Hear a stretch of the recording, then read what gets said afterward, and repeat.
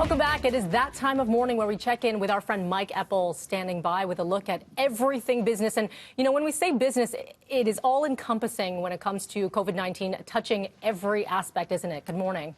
Yeah, it's the cascading effect, isn't it, Melanie? We're looking at the start of the second quarter this morning, and with the rising death toll projections that we were getting late yesterday afternoon in the United States, we saw the markets start to invert.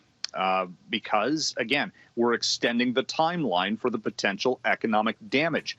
So we're coming off a first quarter where the Dow Jones dropped about 23% and the TSX was down by 21%, and more selling pressure in the early trade this morning. The Dow futures contract is down by close to 700 points, or about 3%. In the European Union this morning, the big banks there, which you remember back in the 08-09 financial crisis, some of those banks were hit harder than the Canadian banks, for example. So the European banks are being more cautious on their projections, and they're suspending their dividend payments.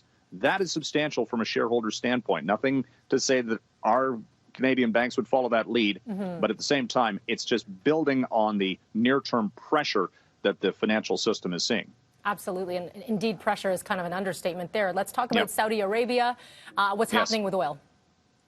Price for oil is down. It's just barely above $20 a barrel. The Saudis had warned that they were going to raise production at the start of the month.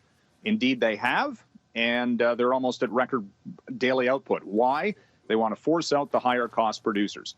Russia's not interested in doing anything from a cutback standpoint. The U.S. can't get anything done from a negotiation standpoint, so the price has dropped substantially. Oil is down this year by 66%. And from its peak, actually, in January. Remember January when the U.S. and Russia and Iran were at loggerheads? We had oil close to $66 a barrel. It's down 80% from those levels. We've seen this cataclysmic. Yeah, you said remember January, and I said not really, because that felt like, exactly right. Oh, how long ago was that? I couldn't even remember March the 1st.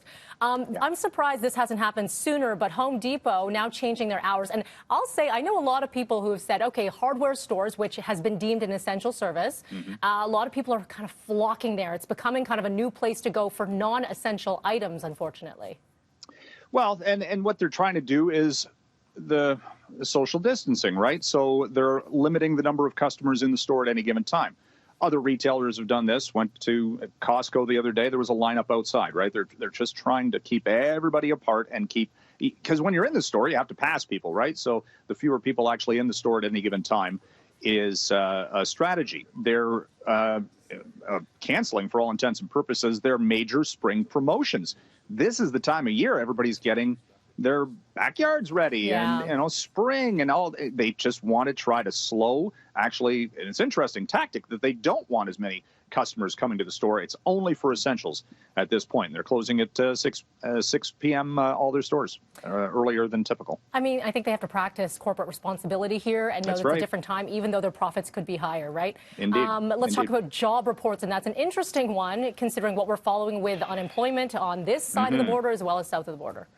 Next few days, we're going to get the U.S. data. We have to wait a week for the Canadian numbers for the month of March. But today, the private sector employment numbers will show likely a 200,000 job decline in the United States. What are the unemployment numbers on Friday going to look like? We're coming off the month of February where the U.S. was almost at a record low unemployment rate. Does it jump from less than 4% to immediately over 5% or above? I mean, the next 3 days are going to really start to show the economic implications of the COVID-19 pandemic on the labor market and the economy. Indeed, Mike.